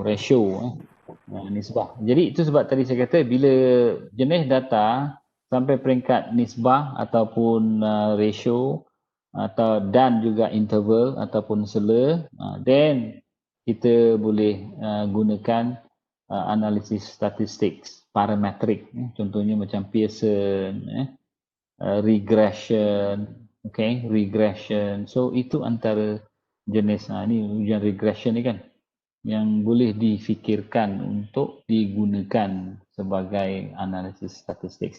Tapi macam tadi saya katalah tak adalah sampai nak PSM tu sampai ke peringkat menguji pengaruh dengan menggunakan ujian regression pengaruh, tak adalah sampai macam tu. Kalau boleh buat lebih baik pun bagus, tetapi kita target sampailah peringkat mungkin ujian T untuk melihat perbezaan ataupun ANOVA, itu setakat sampai peringkat untuk melihat analisis perbezaan lah, sama ada tak perbezaan antara A dan B, macam tu lah.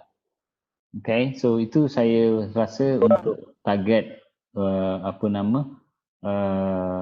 PSM punya analisis level yang boleh dibuat. Kalau nak buat lebih tinggi tak ada masalah. Sampai peringkat parametrik ni, sampai ujian korelasi, sampai ujian regresi, boleh saja, tak ada masalah. Okay, ni nak menguji hipotesis.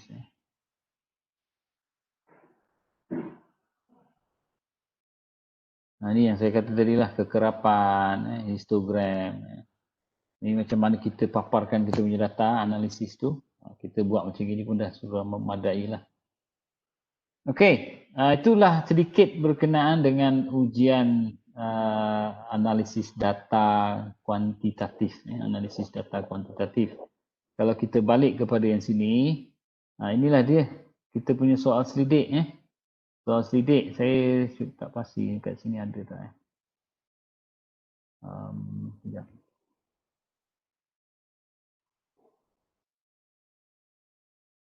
Saya tak pasti ada ke tidak. Macam Syarudin ni kan. Ni dia yang saya kata. Paparan. Ni siapa? Aiman ni. Paparan analisis data dia. Awak tengok kat sini ya. Frekuensi dan mean. Frekuensi dan mean. Frekuensi dan mean. Frekuensi dan mean. Yang kita expect dia boleh sampai peringkat tu lah. Okay. Ni satu lagi analisis perbandingan. So dia tengok nilai mean antara ni.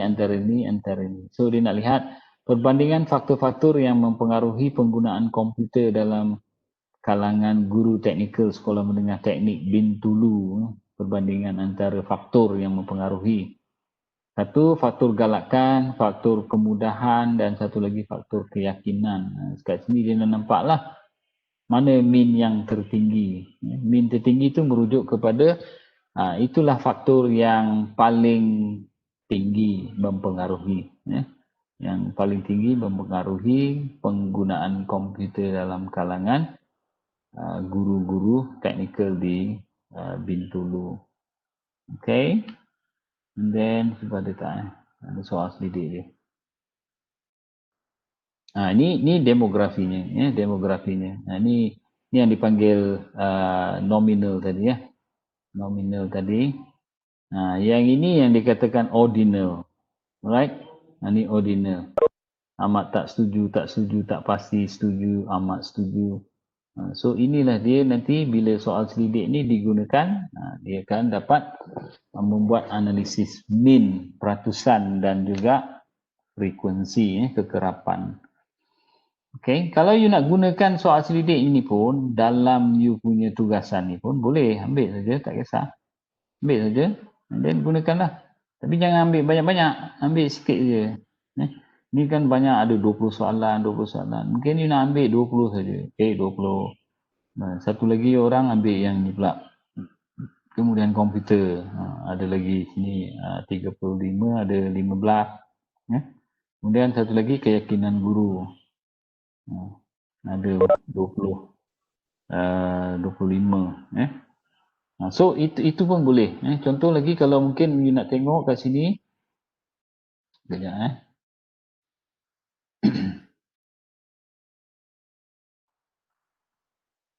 Ambil daripada soal selidik mereka ni pun okey, tak ada masalah. Sekejap. Katalah satu lagi siapa ni? Syarudin.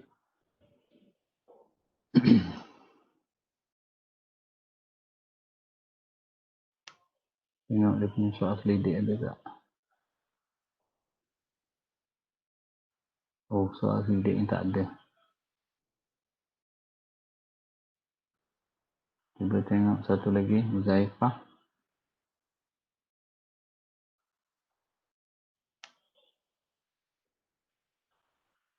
Ni ada. Boleh juga nak gunakan yang ini. Ambil lah. Bagi ke sama-sama. Ni ada berapa item lah. 1 sampai 40 item. Pecahkan dua lah. 20. Ambil 20. Bagi dengan kawan-kawan. Okay. Alright. Itu analisis data kuantitatif.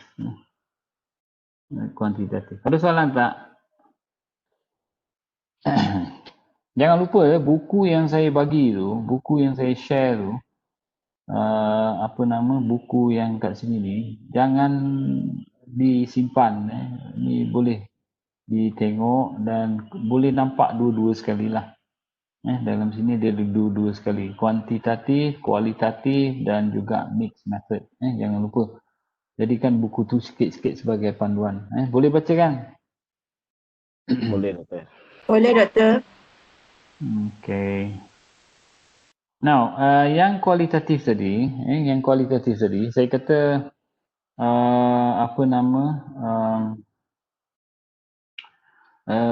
bagikan soalan terbuka kan. Soalan terbuka, 1-2 soalan untuk kawan-kawan respon. Jadi, soalan yang memberikan ruang kepada kawan kita untuk menuliskan komen. Jadi, mungkin ceritalah situ.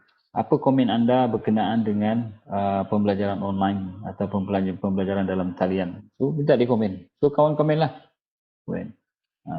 Satu soalan ke 2 soalan, tak kisahlah. Asalkan ada dia punya maklumat tu. Okay. Edarkan kepada kawan-kawan respon, at least you dapat balik lah. Kalau 2 soalan lah. 2 soalan. Okay. So, you can dah mula komen dari segi itu. Jadi, sekarang ni, kalau dia ada 2 keadaan lah, kalau kualitatif ni. Satu mungkin kita gunakan secara interview, temu bual, iaitu rekod perbualan, rakaman perbualan. Dengan satu lagi yang macam tadi, soalan terbuka di mana responden menuliskan dia punya komen, bukan dia menjelaskan secara lisan. Itu terserah macam mana cara kita nak buat. Bagusnya penulisan secara menulis tu kita boleh edarkan kepada ramai orang, orang boleh berikan respon. Kalau yang itu membuat ni kita kena buat seorang ataupun kita buat focus group, sekumpulan ini responden yang kita interview secara serentak pun boleh, tetapi bergantung kepada mana kita nak gunakan. Kalau nak guna soalan terbuka, so kita kena buat macam itulah. Jadi dia bezanya kalau kita temu bual, kita perlu ni simple lah. Dia kata sekejap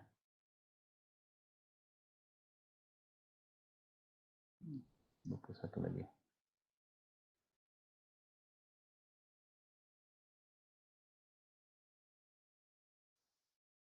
Okey, bila kita kata komen yang dituliskan, sebenarnya kita dah tak perlu tuliskan balik. Cuma kita ambil, masukkan dalam kita punya tempat analisis, sama ada secara manual ataupun secara komputer, menggunakan komputer. Terserah kepada kita lah. Cuma dalam hal membuat analisis data kualitatif ni, pertama kita perlu menghasilkan dia punya transkrip, dipanggil transkrip. Kalau yang responden menuliskan komen dia dalam soal selidik terbuka tadi, kita tinggal copy paste. Macam itulah, susunkan tempat dalam kita punya petak untuk membuat analisis. Kalau yang temu bual tu kita kena dengar balik, kita kena type semula. Jadikan dia transkrip untuk memudahkan kita membuat analisis. Ini contoh transkrip yang pernah saya buat.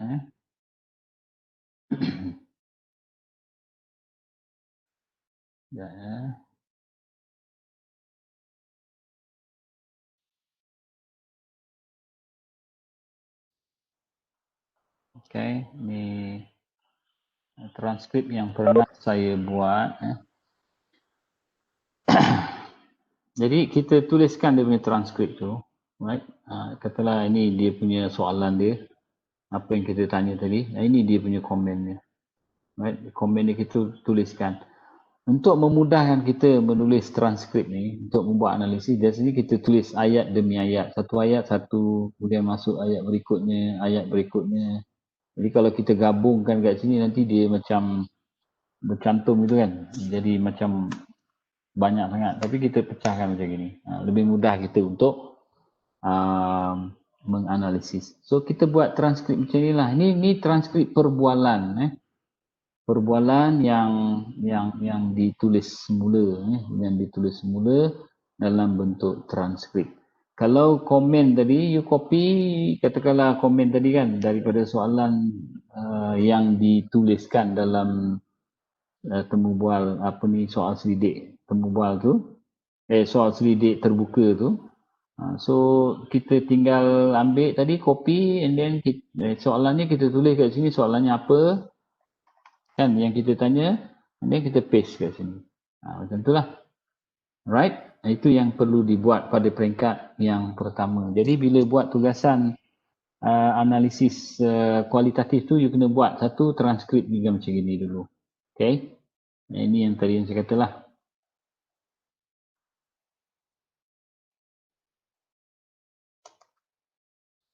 Okay, katakanlah ni contohnya. Ni kita punya apa? Kita buatkan kolom ataupun petak macam ni. Petak macam ni. Ini soalan yang kita tanya. Soalan satu. Katalah soalan satu. Apa soalannya? Bolehlah. Bolehkan balik apa soalannya. And then copy komen tadi tu. Masukkan kat sini. Ni katalah komen soalan satu. Okay. Kemudian kita ada lagi soalan dua katakan. Masuk je lah soalannya. And then copy tadi dia punya komen dia, masukkan dekat sini. Macam itulah. So, siap dah dia punya transkrip. Manakala kalau yang perbualan tu, kita tak boleh nak paste macam ni. Kita kena type lah. Dengar, type. Dengar, type. Dengar, type. Apa benda dia cerita, type. Macam tu lah. Dia hujungnya nanti dia akan jadi macam ni juga. Transkrip macam ni. Bila dah jadi transkrip, barulah kita boleh menganalisis. Barulah kita boleh menganalisis. Okay. Balik kepada ni ya. Kita dah transcribe, kita dah buat transkrip, barulah kita boleh buat analisis. Apa yang kita nak buat dengan menganalisis tu? Ini antara kita lah nak buat secara ini ataupun secara manual ataupun komputer, menggunakan komputer. Apa yang kita nak tengok adalah dia punya ni. Okay. Ini dia punya perkara-perkara yang kita kena faham. Macam contohnya bila kita sebut macam gini tadi? Tema ataupun perkataan dia punya perkara yang menariknya bila buat analisis ni. Kalau you perhatikan kat sini ada dua benda ataupun dua kandungan kalau kita tengok balik kepada transkrip yang kita dah buat ni. Contohnya yang tadi ni kan yang ini ni katalah ini yang komen yang dituliskan oleh kawan kita. Dia ada dua benda yang kita kena maklum. Yang pertama komen yang mudah dilihat ataupun nampak. Satu lagi komen yang tak mudah dilihat ataupun tak nampak. Biasanya komen yang nampak ni kita tengok perkataan saja kita dah tahu dia cerita pasal apa. Kalau ada juga komen yang diberikan, tetapi kalau tengok perkataan kita tak tahu apa benda yang dimaksudkan. Kita kena baca the whole ayat, seluruh ayat ataupun kadang-kadang sampai keseluruhan paragraf tu baru kita faham. Oh, dia ni bercerita tentang ini. Macam tadilah. Bercerita tentang ini. Then baru kita boleh faham. Jadi kena maklum kat situ komen yang diberikan itu ada dua keadaan. Satu yang nampak, baca je komen, oh dia cerita pasal ni. Terus nampak mungkin perkataan, mungkin frasa ataupun mungkin ayat. Kita baca je, oh okey dia cerita pasal ni. Macam itulah. Kemudian yang kedua, satu lagi yang tak nampak. Dia tengok perkataan pun tak faham. Tengok ayat, satu ayat pun tak faham. Baca 2-3 ayat di komen itu. Oh, baru faham apa yang dia maksudkan. Jadi, apa yang perlu kita faham ni induktif dengan diduktif terserahlah cara mana kita membaca. Apa yang kita nak tengok, words, tema, karakter ataupun keseluruhan paragraf tu. Dalam komen ni, katakan contoh macam gini sekarang ni kita pakai manual, pakai word lah, apa kita baca lah. I think now number of settings really didn't have a lot of institution. Tak banyak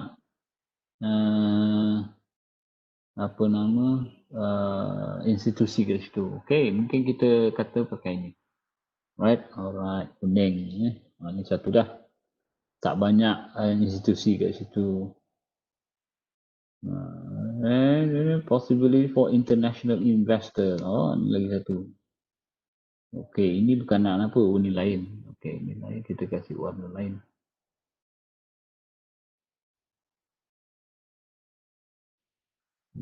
Jauh. Baca lagi, because you can see natural progression for kindergarten right through the tertiary education coming now. Natural progression. Ni pun sama. Ni ada menarik ni. Okay. Tu dia. Jadi kat sini nanti kita tinggal berikan ni je lah. Apa benda. Kemudian katakanlah yang ini tadi kuning. Jangan lupa kod dia lah. Kuning. Ini apa tadi? Hijau and then biru.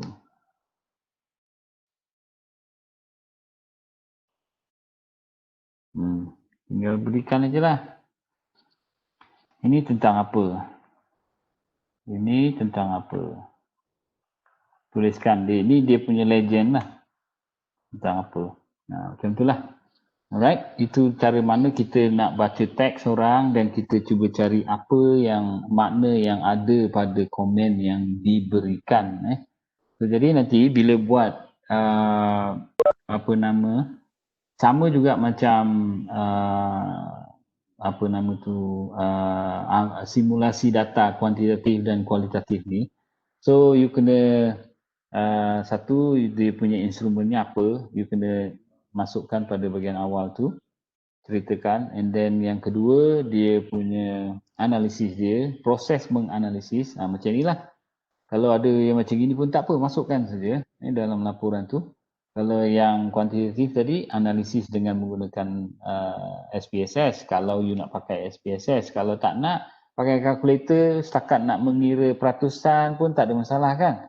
Boleh pakai peratus ataupun kekerapan, gunakan kalkulator, boleh, tak ada masalah. Ataupun gunakan Excel pun boleh, tak ada masalah. Kalau masih belum mahir guna SPSS. Itu dia. Jadi yang ini pun sama. Jadi dia punya rumusan dapatannya. Habis daripada situ rumusan dapatannya. Apa benda rumusan? So tuliskanlah kat sini. Rumusannya apa? Okay. Kalau kualitatif, apa rumusannya? Okay, itu dia punya cerita. Kalau kuantitatif tadi pun sama, rumusannya apa? Okay, ramai yang setuju, ramai yang tak setuju, ataupun ramai yang tak pasti dan sebagainya lah. Tentang apa? Tentang ini, okay. Ini pun sama. Tentang apa? Dia ramai, bukan ramai. Dia kata permasalahan sekolah di EduCity ini berkaitan dengan ini. Orang ini kata ini kata ini, macam tu. Jadi kita ambil daripada ini, then kita ceritakan dekat bawah sini sebagai dia punya rumusan. So that is how dia punya data kualitatif. Data kualitatif, macam mana kita semak dan kita buat. Terserahlah kalau kadang kita nak buat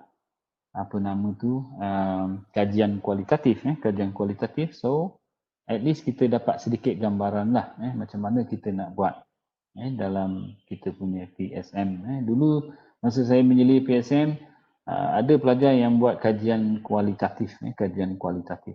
So terserahlah masing-masing. Dia rasa seronok untuk buat interview, untuk soal selidik terbuka.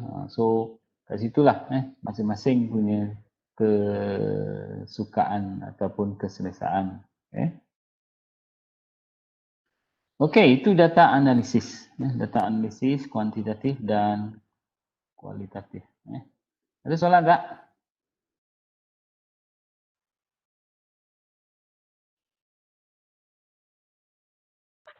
Belum lagi ada.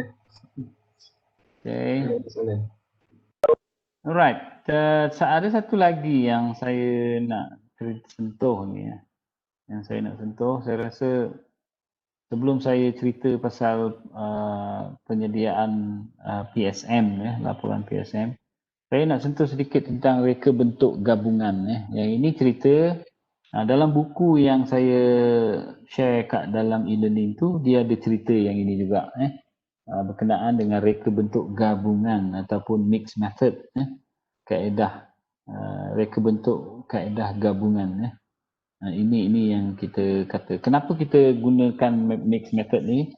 Ini saya cuma ceritalah, mungkin kalau you ada intention nak guna mixed method iaitu menggabungkan dua jenis data, iaitu data kuantitatif dan juga data kualitatif. So you nak gunakan dua-dua dalam proses menjawab persoalan kajian ataupun objektif kajian kita. So kita nak gunakan dua-dua jenis data, kuantitatif dan juga kualitatif. So ini kita akan menggunakan kaedah gabungan, reka bentuk gabungan. Jadi ini antaranya lah kenapa kita nak gabung dan apa kelebihannya dan sebagainya. Tapi kalau yang kita nak bercerita tentang beberapa jenis gabungan, macam mana kita, sebab nak menggabungkan data ini ada beberapa cara. At least kalau dalam buku tu you buka, nanti dia akan sebutkan ada at least ada 4 cara untuk menggabungkan data. Ini nanti you tinggal bacalah dalam buku tu. Jadi jangan lupa ada 4 cara menggabungkan data, iaitu yang pertama triangulasi, triangulation, dan satu lagi embedded, satu lagi explanatory, ataupun satu lagi exploratory. Kalau triangulasi, kalau embedded ni kadang-kadang ada orang menggunakan perkataan bersulam, tapi tak apalah. And then yang ketiga, explanatory, ada yang menuliskan explanatory, dia tulis macam itulah. Tapi kadang-kadang kita ada menggunakan reka bentuk penjelasan. Explanatory itu penjelasan. Ataupun exploratory, dia tulis RI bukan RY lah. Ataupun dia menuliskan penerokaan, reka bentuk penerokaan. So jadi bezanya macam triangulation ni, kita gunakan data, dua-dua data ni, kuantitatif dengan kualitatif ni gunakan sekali untuk dapatkan jawapan kepada persoalan kajian. Okay? Simple je. Triangulate dua-dua, tengok apa dia punya hasil. Dari segi gabungan data tu, bila kita gabung, apa yang dia dapat? Dia dapat katalah dalam proses menjawab persoalan kajian ataupun objektif kajian yang kita dah set. Itu triangulation. Kalau embedded ni, kita gabungkan, memang kita gabungkan juga, data tu kita gunakan secara bersama, gabungkan. Tapi masa kita gabungkan itu, kita tengok mana data yang lebih komprehensif. Okay? Kalau data kuantitatif yang lebih komprehensif, yang dia punya dapatannya lebih komprehensif, so data kualitatif ini akan jadi data yang kedua, yang menyokong. Okay? Yang menyokong. Tapi kalau data kualitatif yang lebih komprehensif, dia punya penerangan dia, so data kuantitatif ini pula akan menjadi data kedua, data yang menyokong kepada data kualitatif. So itu saja beza dia lah. Yang tadi guna sekali dua-dua dan tengok jawapannya apa dia punya dapatannya. Tapi yang ini, nak dapatkan dapatan tu kena tengok lagi yang mana lebih komprehensif. Kuantitatif ke kualitatif. Jadi itu sajalah yang membezakan antara triangulation dengan embedded. Sedangkan nombor 3, explanatory ni, biasanya kita laksanakan kajian kuantitatif dulu. Okay, kuantitatif dulu. Maknanya kita ada data kuantitatif dulu. Jadi bila kita dah ada data kuantitatif, lepas tu kita analisis data kuantitatif tu. Kita analisis data kuantitatif tu, kita tengok, ada lagi persoalan-persoalan yang tak dapat nak dijawab dengan menggunakan data kuantitatif. Okay, tak dapat nak dijawab. Ada lagi soalan yang tak berapa jelas. So, biasanya pengkaji akan sambung pengumpulan data dengan mendapatkan data kualitatif. Okay, untuk menjawab soalan-soalan yang tak dapat dijawab tadilah. Tak dapat dijawab tadi. So, dengan data kualitatif itu, dia cuba menjawab soalan-soalan yang tak boleh dijawab oleh kajian data kuantitatif. Okay, itu explanatory ataupun penjelasan sebab dia menjelaskan data kuantitatif itu. Manakala di reka bentuk yang exploratory ataupun penerokaan ini, dia terbalik. Kualitatif dulu diikuti oleh kuantitatif. Biasanya kita nak mengkaji tu kita tak tahu permasalahan sebenarnya macam mana sekarang. Okay, macam contohnya pembelajaran online. Kita tak tahu keadaannya sekarang macam mana. So, sebelum kita laksanakan kajian ataupun eksperimen ataupun membangunkan modul ataupun bahan bantu, jadi kita explore dulu. Itu yang dikata explore, meneroka, penerokaan, meneroka keadaan semasa sekarang ni. Semasa pembelajaran online ataupun dalam talian. So kita explore lah. Mungkin kita lalui interview, kita lalui pemerhatian dan sebagainya yang bersifat exploration. Exploration ini merujuk kepada pendekatan kualitatif. So kita explore lah. Interview ke ataupun pemerhatian ke. Selepas kita dah puas hati, kita analisis data itu. Okay, kita analisis data itu and then kita semak apa benda yang kita dapat daripada exploration tu. Oh, desainnya macam ni. oh modul ni sepatutnya macam ni, yang ada sekarang macam ni dan sebagainya. Jadi daripada dapatan data kualitatif itu, mungkin kita akan gunakan data itu untuk bangunkan modul, bangunkan instrumen, bangunkan soal selidik. Itu yang dimaksudkan exploratory, penggunaan data kualitatif pada peringkat awal untuk digunakan dalam kajian kuantitatif. Itu dia punya beza dia. So, at least ada 4 dekat situ. So, terserah kepada kita lah mana kita nak pakai. Jadi nanti saya cadangkan, you baca buku tu, dalam buku tu memang banyak ditunjukkan macam mana dilaksanakan. Dalam slide ni pun adalah saya tunjukkan sikit macam mana design ini digunakan dalam kita punya kajian. Okay. Alright. Ada lagi apa nak tanya? Silakan.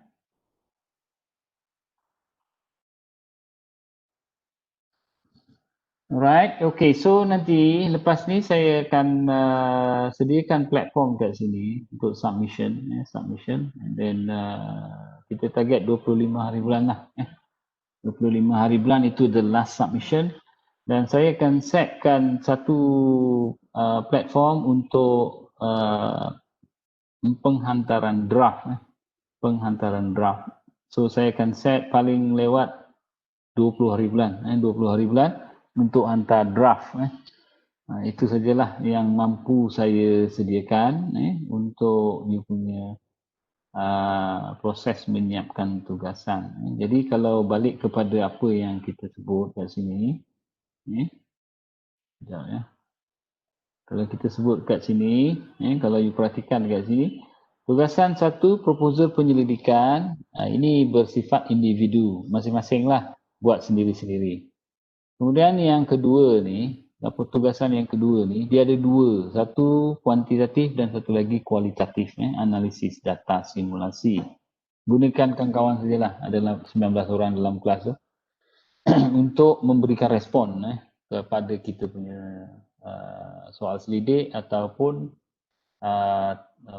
senarai ini soal selidik terbuka dan juga soal selidik tertutup. Kita bagi kepada kawan kita untuk memberikan respon. Jadi laporan analisis data simulasi ini ada 2, kuantitatif dan kualitatif. So kualitatif 15, kuantitatif 15. Sama juga dengan yang bawah, rakaman video ni, rakaman tentang analisis data kuantitatif 15, analisis data kualitatif lagi kualitatif 15. So 30 kat sini, 30 kat sini, 60 tambah dengan tugasan ni, yang pertama 40, maka dapatlah 100%. Tidak ada exam dalam kursus ni, cuma tugasan sajalah. Okay, so kena pastikanlah ni ada 2, ini ada 2. Alright, so saya akan sediakan platform. Yang ini semua hantar dalam bentuk PDF lah, dalam PDF. And then yang ini dalam bentuk MP4, video MP4. Nanti saya setkan dalam platform tu. Okay, alright, ada soalan? Doktor, Yes. kalau nak minta tarikh akhir tu 27 boleh tak doktor? Bukan masalah boleh tak boleh. Kan saya kata, kalau saya letak 30, 27, 28, nanti yang susahnya pada saya lah. Sebab saya perlu semak semua tu, satu-satu, ada 19 tu. You imagine, ada 19 proposal, ada 38 simulasi kuantitatif, ada 38 simulasi kualitatif. Kemudian ada 18 you imagine ada berapa tu? 38 kat situ, yang ini ada 38. So jadi ada berapa tu? 76 untuk 2 dan 3. Yang atas tu dah ada 19. Jadi saya set 25 lah. Kalau tak Okeylah, nanti mana ada masa nak menandanya. Taklah doktor, kalau macam tarikh akhir 27 tu kira doktor dah dapat draft kan 20 tu. Kira 27 tu kira tarikh kecemasan. Habis nak suruh saya tanda yang draft tu.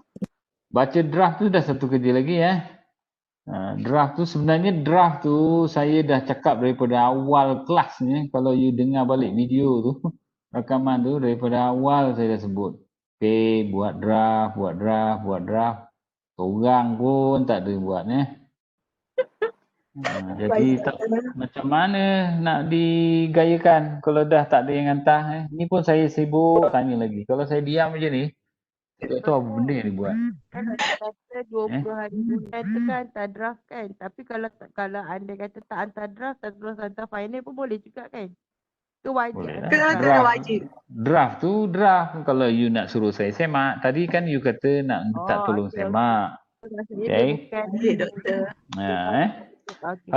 Kalau sebab kalau saya tak tanya-tanya macam gini, nanti tengok-tengok tiba-tiba ramai yang fail ni. Apa hal ni?